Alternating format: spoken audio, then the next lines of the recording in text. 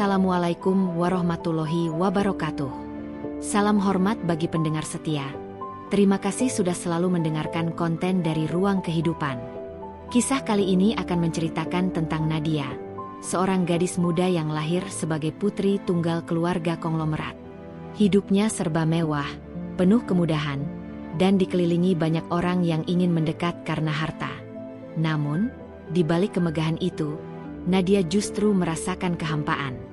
Ayahnya, Pak Harun, mulai resah karena sang putri belum juga menikah.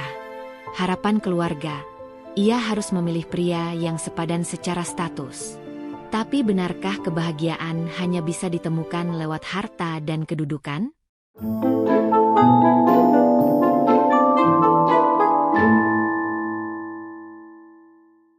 Nadia lahir dan tumbuh dalam keluarga yang begitu kaya, hingga sulit membayangkan apa yang tak mereka miliki. Rumahnya berdiri di kawasan paling elit kota metropolitan, dikelilingi pagar tinggi dan taman luas yang setiap pagi ditata rapi oleh belasan tukang kebun. Jika sebagian orang masih berdebat soal harga bensin, keluarga Nadia tak pernah perlu memikirkan itu.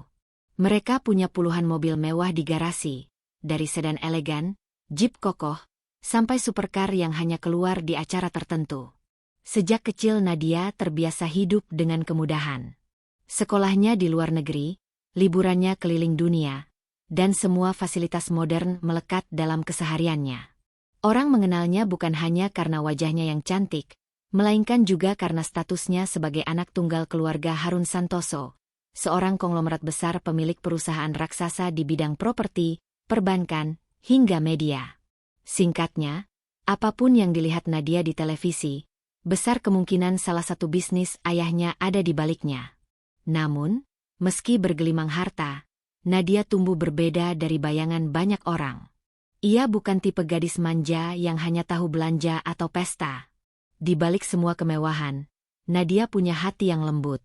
Ia terbiasa memperhatikan orang-orang kecil yang bekerja di rumahnya, supir, asisten rumah tangga, bahkan satpam di gerbang. Kadang ia duduk bersama mereka, mendengarkan cerita sederhana yang justru membuatnya merasa hangat. Tetapi ada satu hal yang membuat Pak Harun, ayahnya, mulai gelisah: usia Nadia. Putrinya sudah memasuki pertengahan 20-an, namun belum juga menunjukkan tanda-tanda akan menikah. Bagi sebagian keluarga biasa, usia itu mungkin masih dianggap muda. Tetapi di kalangan konglomerat, terutama bagi keluarga dengan nama besar, pernikahan bukan sekadar urusan cinta. Itu adalah strategi, sebuah langkah besar untuk memperkuat posisi, memperluas jaringan bisnis, dan menjaga warisan keluarga tetap kokoh. Pak Harun mulai sering membicarakan hal ini di meja makan. Nadia, katanya suatu malam sambil menaruh sendok garpu dengan pelan, "Papa ini bukan sekadar ingin melihatmu menikah. Papa ingin kamu bahagia, tapi juga ingin masa depan perusahaan ini terjaga." Nadia menatap ayahnya tanpa berkata-kata. Di samping mereka, Ibu Sari hanya tersenyum tipis, mencoba menjaga suasana tetap tenang. "Papa tidak meminta kamu menikah dengan sembarang orang," lanjut Pak Harun. "Kamu harus bersama pria yang sepadan. Seseorang yang bisa mengimbangi kedudukan kita. Seseorang yang bisa melanjutkan perjuangan Papa." Nadia menghela napas. Ia sudah sering mendengar kalimat itu. Baginya, pernikahan bukan soal status atau kekayaan, melainkan soal hati. Tapi ia tahu, berdebat dengan ayahnya sama saja dengan berbicara pada tembok tebal. "Pak," jawab Nadia perlahan, "aku mengerti maksud Papa. Tapi menikah itu kan bukan sekadar tentang bisnis atau nama besar. Itu tentang aku, tentang hidupku, tentang siapa yang benar-benar bisa membuatku nyaman." Pak Harun mengernyit. "Kenyamanan bisa dibangun, Nak. Tapi kehancuran bisnis keluarga kalau kamu salah pilih, itu tidak bisa diperbaiki dengan mudah." Pembicaraan pun berakhir tanpa kesepakatan. Ibu Sari mencoba menenangkan dengan kalimat lembut, "Harun, beri Nadia waktu. Dia anak yang bijak, dia tahu apa yang dia mau." Tapi dalam hati, ia pun tahu suaminya tak akan berhenti begitu saja. Bagi Pak Harun, Nadia adalah segalanya. Sebagai anak tunggal, Nadia bukan hanya pewaris keluarga, tapi juga simbol dari keberhasilan hidupnya. Ia ingin memastikan putrinya mendapatkan pasangan yang bukan hanya mencintainya, tapi juga memperkuat nama besar keluarga Santoso. Di luar rumah megah itu, media dan publik pun selalu menyoroti kehidupan Nadia. Setiap gerak-geriknya diliput, dari kegiatan sosial, pesta amal, hingga sekadar keluar belanja. Wartawan hiburan sering memberi julukan padanya, Putri Sang Konglomerat. Julukan itu terdengar manis, tapi juga membawa beban. Nadia tahu, apapun yang ia lakukan selalu menjadi konsumsi publik. Malam itu, setelah pembicaraan panjang dengan ayahnya, Nadia duduk sendirian di balkon kamarnya. Dari lantai atas rumah mewah itu, ia bisa melihat gemerlap kota metropolitan yang tak pernah tidur. Mobil berderet, gedung tinggi bercahaya, dan jalanan sibuk yang tak pernah sepi. Apa semua ini benar-benar kebahagiaan? Gumamnya pelan. Ia mengingat masa kecilnya. Saat kecil, ia sering merasa kesepian. Mainan mahal tidak bisa menggantikan teman bermain. Liburan ke luar negeri tidak selalu memberi kehangatan. Bahkan di sekolah internasionalnya, ia sering merasa orang mendekatinya bukan karena dirinya, melainkan karena statusnya sebagai anak konglomerat. Nadia tumbuh dengan banyak teman, tapi hanya sedikit yang benar-benar tulus. Dan kini, ketika ia memasuki usia yang dianggap matang untuk menikah, ia sadar tekanan semakin besar. Bukan hanya dari keluarga, tapi juga dari masyarakat luas yang selalu penasaran.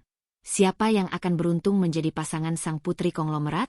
Di ruang kerjanya, Pak Harun kembali memikirkan strategi. Ia menatap foto keluarga yang terpajang di meja, foto dirinya bersama Nadia dan Ibu Sari saat liburan di Eropa. Senyum Nadia di foto itu begitu cerah, tapi Pak Harun tahu, senyum itu bisa hilang jika ia tak segera bertindak. Dia harus menikah dengan pria yang sepadan, ulangnya dalam hati. Aku tidak boleh salah langkah. Dalam benaknya, Pak Harun sudah mulai menyusun rencana besar. Ia punya jaringan luas, kenalan di kalangan pejabat, pengusaha, bahkan keluarga kerajaan di luar negeri. Ia ingin memastikan, pilihan Nadia bukan sekadar soal perasaan, tapi juga soal masa depan keluarga Santoso. Tapi satu hal yang belum disadari Pak Harun adalah, hidup seringkali berjalan di luar rencana. Apa yang tampak sempurna di atas kertas, belum tentu membawa kebahagiaan nyata. Dan Nadia, meski terikat dalam dunia gemerlap, diam-diam menyimpan kerinduan akan kehidupan yang lebih sederhana. Kehidupan di mana ia bisa menjadi dirinya sendiri tanpa beban status. Berita besar itu pertama kali muncul di halaman depan koran nasional. Judulnya mencolok. 1000 pengusaha muda kaya lamar Putri Harun Santoso. Foto besar Nadia terpampang di sana. Senyumnya tampak manis, tapi itu adalah foto lama, diambil saat acara amal perusahaan ayahnya. Wajah Nadia seakan sedang menatap semua orang yang membaca berita itu. Awalnya, Nadia mengira itu hanya isu media yang dilebih-lebihkan. Tapi begitu ia membuka televisi, semua saluran menyiarkan hal yang sama.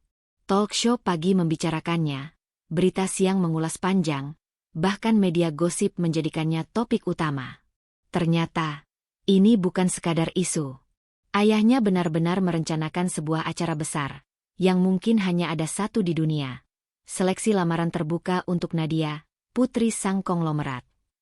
Acara itu digelar di ballroom hotel terbesar milik keluarga mereka. Lampu kristal bergantungan, karpet merah digelar, dan ratusan kamera televisi bersiap menyiarkan langsung ke seluruh negeri. Pak Harun berdiri di atas panggung dengan jas hitam elegan. Di sampingnya, Nadia duduk dengan gaun putih sederhana namun anggun. Wajahnya cantik, tapi sorot matanya jelas menyimpan kebingungan. "Anakku hanya satu," kata Pak Harun di depan para wartawan. "Aku ingin yang terbaik untuknya. Karena itu, aku membuka kesempatan seluas-luasnya bagi para pemuda sukses, berprestasi, dan berintegritas, untuk datang melamar. Aku percaya, cinta bisa tumbuh dari fondasi yang kuat, dan fondasi itu adalah kesetaraan." Seketika, ballroom itu riuh. Para pengusaha muda dari berbagai kota hadir dengan pakaian terbaik mereka. Ada yang datang dengan jas bermerek, ada yang diiringi asistennya, bahkan ada yang membawa hadiah mewah. Jumlah mereka bukan hanya puluhan atau ratusan, melainkan benar-benar 1.000 orang. Mereka datang dari latar belakang berbeda. Ada yang bergerak di teknologi, properti, perdagangan, hingga hiburan. Nama-nama mereka sudah sering muncul di majalah bisnis. Sebagian bahkan masih sangat muda, baru awal 30-an, tapi sudah masuk daftar 40 under 40, versi majalah ekonomi ternama. Ini seperti pameran pengusaha, gumam salah satu wartawan sambil menyalakan kamera. Di layar besar, wajah-wajah tampan dan percaya diri para kandidat ditampilkan satu persatu. Ada yang tampak berwibawa, ada yang penuh pesona, dan ada pula yang gaya bicaranya langsung mencuri perhatian. Semua orang di ruangan itu kagum. Semua orang, kecuali satu, Nadia. Bagi Nadia, acara ini terasa seperti mimpi buruk. Bayangkan, 1.000 orang melamarnya di depan umum, sementara ia bahkan belum tahu siapa di antara mereka yang benar-benar tulus. Saat salah satu kandidat naik ke panggung dan mulai memperkenalkan diri, Nadia hanya bisa tersenyum tipis. Kandidat itu seorang pengusaha teknologi, usianya 28 tahun, lulusan luar negeri, dengan aset ratusan miliar. Di atas kertas, ia adalah calon suami sempurna. Tapi Nadia justru merasa semakin tertekan. Calon berikutnya naik. Seorang pengusaha muda di bidang properti, tinggi, gagah, dan pandai berbicara. Ia memuji Nadia, memuji keluarganya, dan berjanji akan menjaga nama besar keluarga Santoso. Hadirin bertepuk tangan. Lalu datang calon ketiga, keempat, kelima, hingga puluhan orang tampil. Semua dengan pola yang hampir sama, memamerkan pencapaian, kekayaan, dan janji-janji manis. Nadia merasa dadanya sesak. Ia duduk kaku, berusaha tetap tersenyum karena sadar semua kamera mengarah kepadanya. Namun di dalam hatinya, ia ingin segera lari dari ruangan itu. Ini bukan lamaran, pikirnya. Ini audisi. Pak Harun di sampingnya tampak puas. Ia melihat satu persatu kandidat dengan mata berbinar. Ia membayangkan, jika salah satu dari mereka menjadi menantu, betapa kokohnya masa depan keluarganya. Sementara itu, Ibu Sari hanya memandangi putrinya. Ia bisa membaca kegelisahan di wajah Nadia. Meski Nadia pandai menyembunyikan perasaan, seorang ibu selalu bisa melihat. Acara itu berlangsung hingga malam. Dari 1.000 orang, hanya sebagian kecil yang sempat naik ke panggung. Sisanya mengikuti seleksi tahap awal, menyerahkan proposal lamaran yang berisi latar belakang, pencapaian, dan niat mereka menikahi Nadia. Bayangkan, lamaran pernikahan berubah seperti tender proyek. Di luar gedung, media sibuk mewawancarai para kandidat. Apa yang membuat Anda yakin bisa memenangkan hati Nadia? Tanya seorang reporter. Salah satu pengusaha muda menjawab dengan penuh percaya diri. Saya punya visi yang sama dengan keluarga Santoso. Saya bisa membawa masa depan yang lebih cerah untuk kami semua. Jawaban itu terdengar indah, tapi bagi Nadia, semua terasa kosong. Ia pulang malam itu dengan wajah letih. Begitu pintu kamarnya tertutup, ia melepaskan gaunnya dan duduk di tepi ranjang. Kenapa hidupku jadi seperti ini? Tanyanya dalam hati. Ia teringat lagi masa kecilnya. Pernah suatu kali ia menangis karena merasa tidak punya teman sejati. Saat itu, ibunya berkata, "Nak, kadang orang hanya melihatmu dari apa yang kamu punya, bukan siapa dirimu. Itu ujian yang harus kamu jalani." Kata-kata itu kini terbukti. Di hadapan 1.000 pengusaha muda yang tampan dan sukses, Nadia justru merasa semakin kesepian. Bukan karena mereka buruk. Tidak. Semua dari mereka adalah orang-orang hebat dengan pencapaian luar biasa. Tapi Nadia tidak merasakan apapun. Tidak ada debaran, tidak ada ketenangan, tidak ada rasa yang membuatnya yakin. Yang ada hanya tekanan. Keesokan harinya, berita tentang acara lamaran itu meledak di seluruh negeri. Media sosial dipenuhi komentar. Ada yang kagum, ada yang iri, ada pula yang mencibir. Wow, Nadia benar-benar wanita paling beruntung. Dilamar 1.000 pengusaha. Kalau saya jadi dia, langsung pilih yang paling kaya. Tapi apa benar ada cinta dalam acara seperti itu? Nadia membaca komentar-komentar itu diam-diam. Ia tersenyum pahit.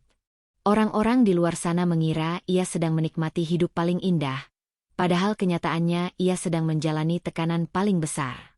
Di ruang kerja, Pak Harun memanggil Nadia. "Kamu lihat, Nak?" katanya penuh semangat. "Semua orang terbaik di negeri ini datang untukmu. Kamu tinggal pilih satu. Manapun yang kamu pilih, Papa pasti setuju." Nadia menatap ayahnya dengan mata berkaca-kaca. Ia ingin berkata, "Pak, aku tidak butuh 1.000 pengusaha. Aku hanya butuh satu orang yang benar-benar mencintaiku." Tapi ia urungkan. Ia tahu ayahnya belum akan mengerti. Malam itu, Nadia kembali duduk di balkon kamarnya. Ia menatap langit kota yang gemerlap, tapi hatinya hampa. 1.000 pria melamar, tapi tak satu pun membuatnya bahagia. Apa yang sebenarnya ia cari? Jawaban itu masih samar. Tapi Nadia tahu satu hal. Kebahagiaan tidak bisa dibeli dengan kemewahan, dan cinta tidak bisa dipamerkan di depan kamera. Yang belum ia ketahui adalah, takdir sedang menyiapkan sebuah pertemuan kecil, yang jauh lebih berarti daripada 1.000 lamaran megah itu. Hari itu, Nadia berusaha menenangkan pikirannya setelah seminggu penuh hidupnya disorot media akibat acara lamaran massal yang heboh. Ia merasa seperti boneka yang dipamerkan di etalase besar. Kemanapun ia pergi, ada kamera yang mengikuti, ada komentar yang membicarakan, ada tatapan yang menilai. Untuk sesaat, ia ingin keluar dari dunia itu. Ia mengenakan pakaian kasual, kaos polos, celana jeans sederhana, dan topi untuk menutupi wajahnya. Ia ingin merasakan sedikit kebebasan berjalan di jalanan kota tanpa harus menjadi putri sang konglomerat. Namun, takdir seringkali hadir dengan caranya sendiri. Di sebuah persimpangan padat kendaraan, Nadia yang berjalan terburu-buru tersandung trotoar yang rusak. Tubuhnya oleng, tasnya jatuh, dan ia hampir menabrak sepeda motor yang sedang melintas. Suara klakson terdengar keras. Beberapa orang menoleh. Seorang pengemudi ojek online yang kebetulan berhenti di dekat situ cepat-cepat turun dari motornya. Ia meraih lengan Nadia sebelum tubuh gadis itu benar-benar jatuh. "Hati-hati, Mbak," katanya ramah. Suaranya tenang, bukan nada menggurui, hanya sebuah kepedulian spontan. Nadia terdiam sesaat. Ia kaget, bukan hanya karena hampir jatuh, tapi juga karena ada orang asing yang dengan tulus menolong tanpa basa-basi.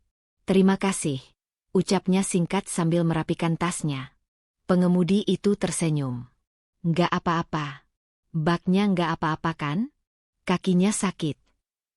Nadia menggeleng. Sepertinya cuma kaget. Pria itu mengangguk. Ia mengenakan jaket hijau khas ojek online, helm di tangan, dan wajah yang bersih meski sederhana. Tak ada kesan sombong, tak ada rasa ingin tahu berlebihan. Ia hanya menolong lalu memastikan semuanya baik-baik saja. "Oh ya, kalau Mbak butuh diantar, saya bisa antar. Kebetulan saya lagi kosong order," katanya sopan. Nadia sempat ragu.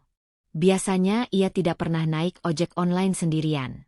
Mobil keluarga selalu siap menjemput kapanpun ia butuh.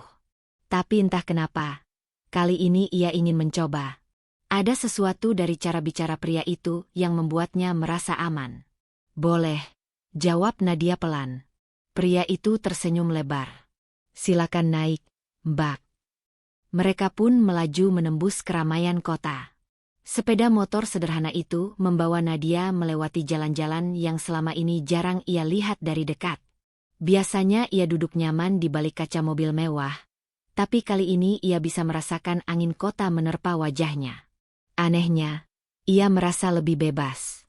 "Nama saya Raka," kata pria itu saat berhenti di lampu merah. "Kalau boleh tahu, Mbak mau kemana?" "Nadia," jawab gadis itu singkat. Ia sengaja tidak menyebut nama belakangnya. "Tolong antar saya ke taman kota di pusat." "Baik, Mbak Nadia." Nama itu terdengar biasa saja di telinga Raka.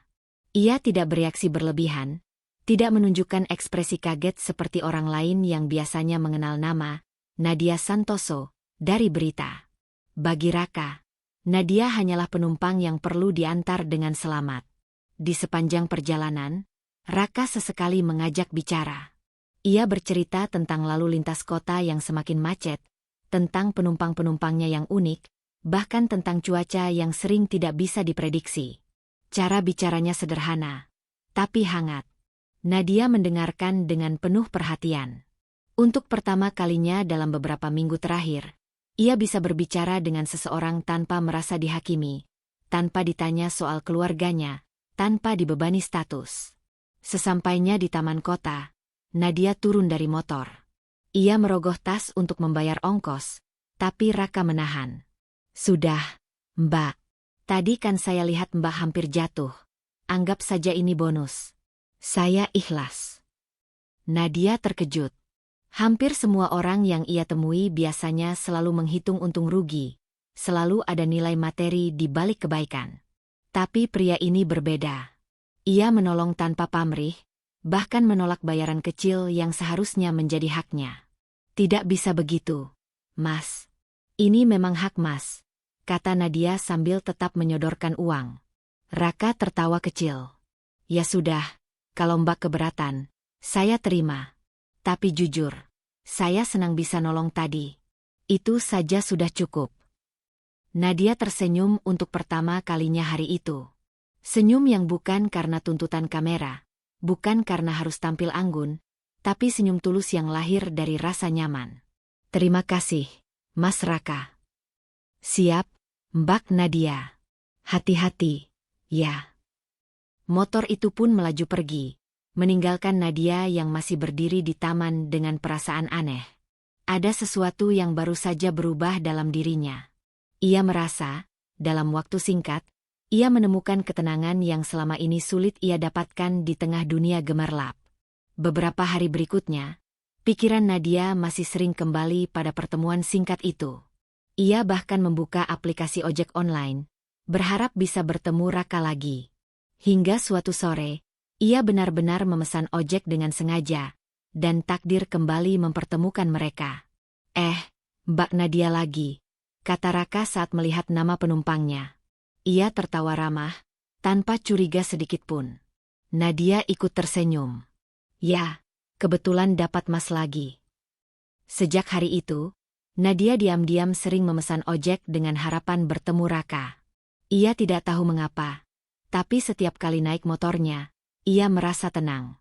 Raka selalu punya cerita sederhana, tentang anak-anak kecil di kampungnya, tentang cita-cita punya bengkel motor sendiri, atau sekadar tentang nasi goreng langganannya yang murah tapi enak.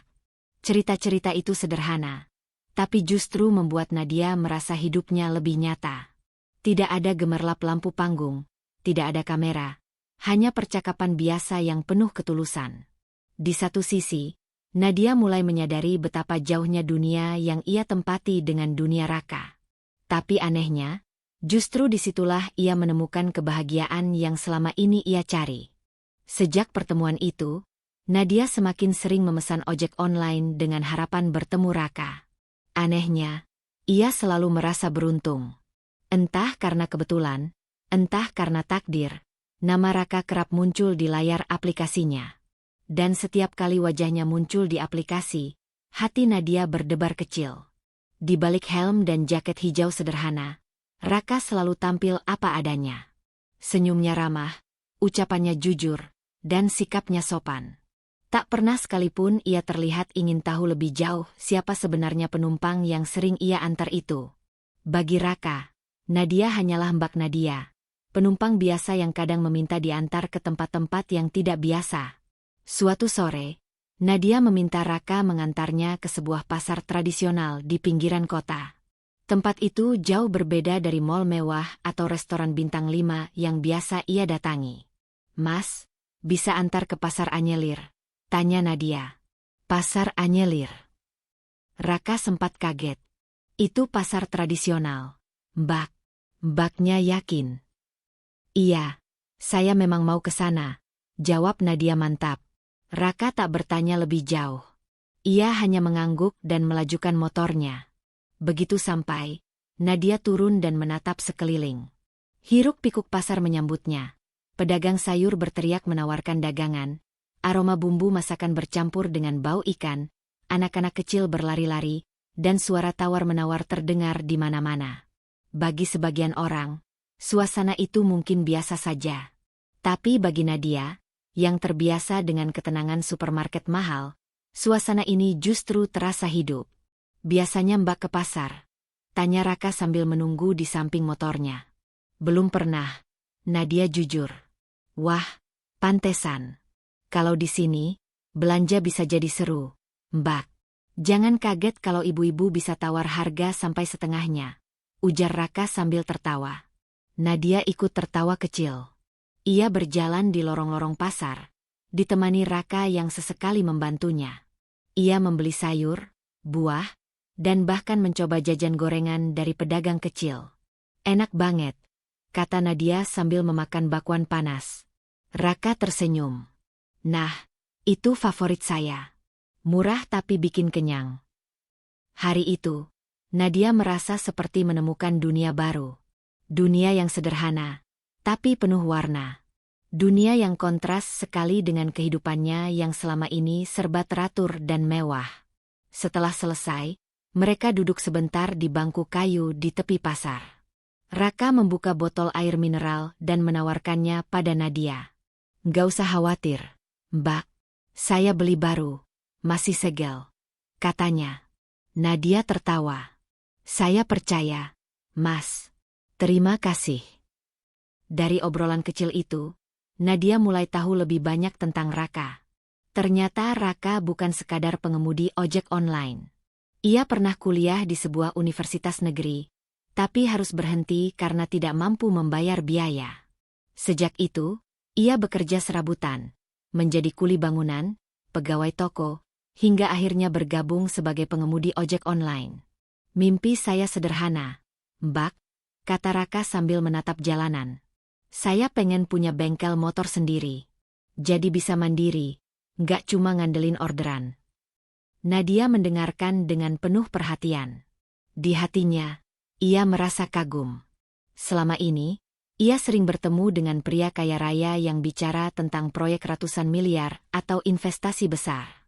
Tapi kata-kata sederhana Raka justru terasa lebih jujur dan nyata. Mas, kenapa nggak cari pekerjaan lain yang lebih besar? Tanya Nadia. Raka tersenyum. Saya sudah coba banyak hal, Mbak. Tapi yang penting bagi saya sekarang adalah bisa hidup jujur dan halal. Selama saya bisa makan, bisa bantu orang tua di kampung, dan bisa menabung sedikit demi sedikit, saya sudah bersyukur. Kata-kata itu menancap dalam hati Nadia. Ia mulai membandingkan kehidupannya sendiri. Ia punya segalanya. Rumah mewah, mobil, pakaian mahal, tapi sering merasa kosong. Sedangkan Raka, dengan kehidupannya yang sederhana, bisa merasa bahagia dengan hal-hal kecil. Sejak hari itu, Nadia makin sering mencari alasan untuk naik motor Raka. Kadang ia minta diantar ke taman kota, kadang ke perpustakaan umum, kadang sekadar berkeliling tanpa tujuan jelas. Yang penting baginya adalah waktu untuk mendengar cerita Raka. Mas, pernah nggak kepikiran pindah ke luar negeri? Tanya Nadia suatu kali. Pernah, Mbak. Tapi buat apa? Saya cinta Indonesia. Lagi pula, kalau semua orang pergi, siapa yang bangun negeri ini? Jawab Raka dengan polos. Jawaban itu membuat Nadia terdiam. Ia teringat banyak teman kaya raya yang memilih tinggal di luar negeri, meninggalkan tanah air. Tapi Raka, dengan segala keterbatasannya, justru punya semangat membangun negeri. Hari-hari berjalan, dan perasaan Nadia makin dalam. Ia mulai merasakan sesuatu yang belum pernah ia rasakan pada pria-pria lain. Bukan sekadar kagum, tapi juga tenang. Bersama Raka, ia merasa bisa menjadi dirinya sendiri tanpa harus berpura-pura. Namun, Nadia tahu hubungan ini tidak akan mudah. Dunia mereka terlalu berbeda. Jika ayahnya tahu ia sering naik motor ojek online hanya untuk mengobrol dengan seorang pengemudi sederhana, pasti akan terjadi masalah besar. Karena itu, Nadia memilih merahasiakan semua ini. Ia hanya bercerita sedikit kepada ibunya. Ibu Sari mendengarkan dengan senyum tipis, tanpa menghakimi. "Nak," kata Ibu Sari lembut, "kebahagiaan memang bukan tentang apa yang orang lain lihat, tapi tentang apa yang kita rasakan. Kalau kamu merasa tenang bersama dia, jangan pernah anggap itu sepele." Nadia mengangguk. Kata-kata ibunya memberi kekuatan. Malam itu, ia kembali duduk di balkon kamarnya. Kali ini, ia tidak lagi hanya menatap gemerlap kota, tapi juga membayangkan wajah sederhana Raka. Di tengah hiruk-pikuk kehidupan mewahnya, Nadia akhirnya menemukan sesuatu yang lebih berharga, arti kebahagiaan yang sesungguhnya. Malam itu, suasana rumah keluarga Harun begitu tegang. Nadia memberanikan diri untuk mengatakan sesuatu yang sudah lama ia pendam. Ia duduk di ruang makan bersama ayah dan ibunya. Jantungnya berdebar, tapi ia tahu waktunya sudah tiba. "Ayah, Ibu, ada hal penting yang ingin Nadia sampaikan," ucapnya pelan. Pak Harun menatap putrinya dengan serius. "Apa itu?" Nadia menarik napas panjang. "Aku sudah menemukan seseorang yang ingin aku jadikan pendamping hidup. Bukan dari 1000 pengusaha yang datang melamar. Tapi dia orang biasa. Namanya Raka." Sekejap, ruangan itu hening. Pak Harun menatap putrinya dengan wajah kaku, lalu menepuk meja keras. "Apa?" "Raka? Pengemudi ojek online itu." Suaranya meninggi. "Kamu bercanda, kan, Nat?" Nadia menggeleng mantap. "Aku serius, Ayah.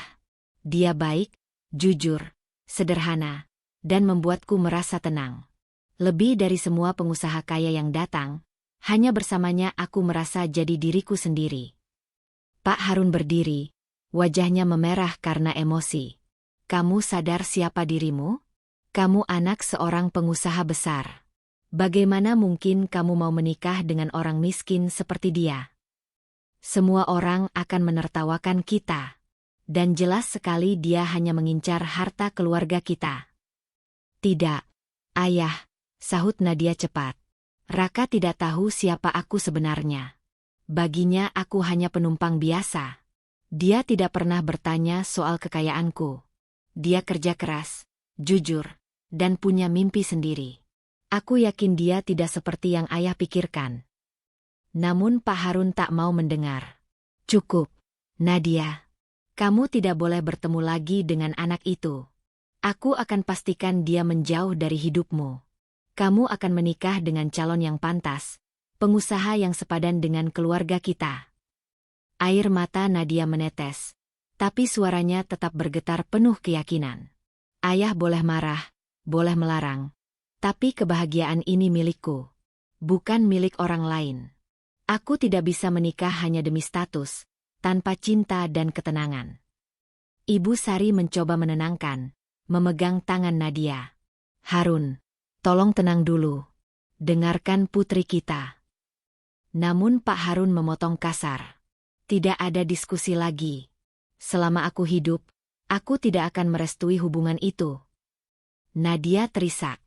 Pertengkaran itu membuatnya sadar. Jalannya bersama Raka tidak akan mudah. Tapi hatinya sudah memilih, dan ia tidak berniat menyerah. Sejak mengetahui bahwa hubungannya dengan Nadia ditolak keras oleh Pak Harun, Raka tidak pernah menyalahkan siapapun. Ia tahu posisinya. Ia hanyalah seorang pengemudi ojek online, jauh dari dunia megah keluarga Harun. Tapi bukannya mundur, Raka justru ingin membuktikan sesuatu. Bahwa ia mampu berdiri di atas kaki sendiri, tanpa bergantung pada siapapun. Dengan tabungan seadanya, Raka mulai membuka usaha kecil di pinggir jalan, warung kopi sederhana. Bukan sekadar menjual minuman, ia menjadikannya tempat nongkrong anak muda dengan harga terjangkau. Raka bekerja dari pagi hingga larut malam. Tangan yang dulu memegang setang motor, kini sibuk meracik kopi dan membersihkan meja pelanggan. Awalnya sepi, hanya beberapa tetangga yang datang. Tapi karena keramahannya, pelan-pelan warung itu mulai ramai. Ia melayani setiap orang dengan tulus, tidak pernah mengeluh meski tubuhnya lelah. Raka percaya, kerja keras tidak akan mengkhianati hasil. Di sisi lain, Berita tentang pilihan Nadia semakin heboh di media. Putri konglomerat jatuh hati pada tukang ojek. Begitu judul berita di televisi. Publik gempar. Sebagian besar mencibir, menganggap Nadia bodoh karena menolak ribuan pengusaha kaya demi lelaki miskin. Namun Nadia tetap teguh. Di balik sorotan kamera, ia sering diam-diam datang ke warung kecil Raka, membantu sekadar membersihkan meja atau menata gelas. Justru di tempat sederhana itulah ia merasa paling bahagia. Ibu Sari, yang awalnya ragu, mulai memperhatikan usaha Raka.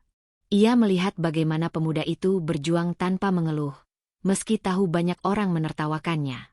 Anak itu tulus, Harun, ucapnya suatu malam kepada suaminya. Dia tidak minta apa-apa. Justru berusaha keras agar layak di mata kita. Tapi Pak Harun tetap keras kepala. Itu hanya sandiwara. Semua orang bisa pura-pura kerja keras demi harta kita. Walau begitu, dukungan Ibu Sari memberi Nadia kekuatan. Ia tahu, tidak semua orang menentang cintanya. Ia percaya, waktu akan menunjukkan siapa Raka sebenarnya. Sementara itu, Raka terus bekerja tanpa peduli sorotan.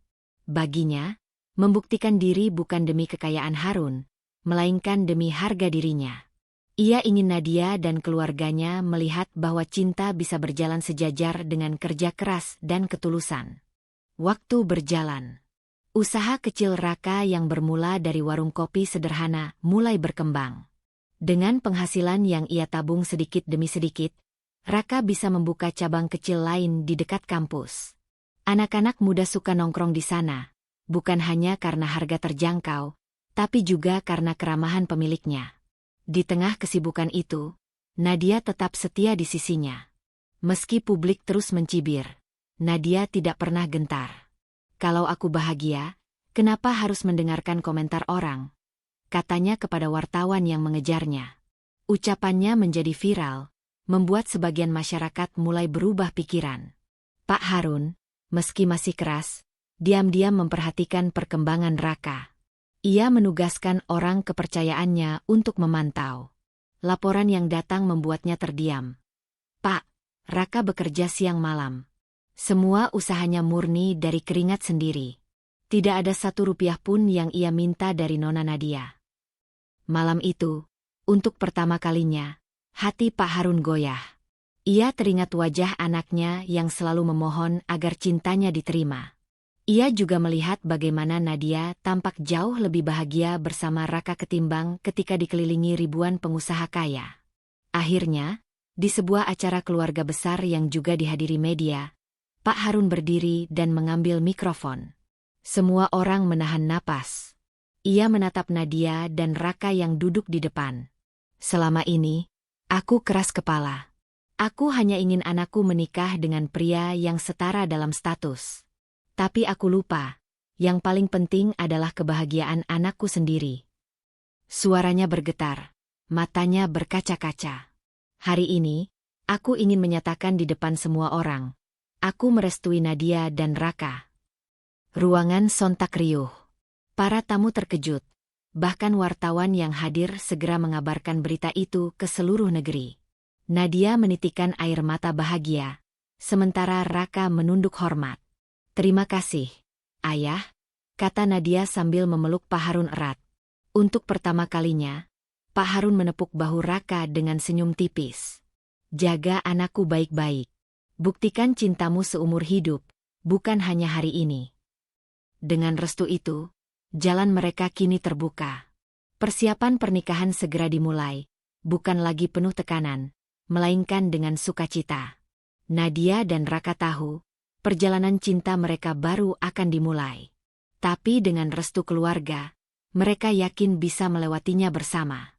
Hari yang dinanti akhirnya tiba. Gedung pernikahan mewah dipenuhi tamu undangan, wartawan, dan tokoh-tokoh penting. Nadia tampil anggun dalam balutan gaun putih sederhana namun elegan, sementara Raka mengenakan setelan jas hitam yang membuatnya tampak berbeda dari kesehariannya. Senyum bahagia terpancar dari wajah keduanya. Namun sebelum prosesi akad dimulai, Raka berdiri. Ia menatap para tamu, lalu menoleh ke arah Pak Harun dan Nadia. Suaranya tenang tapi tegas. Ada sesuatu yang ingin saya sampaikan sebelum saya menikahi Nadia, ucapnya. Semua orang langsung hening.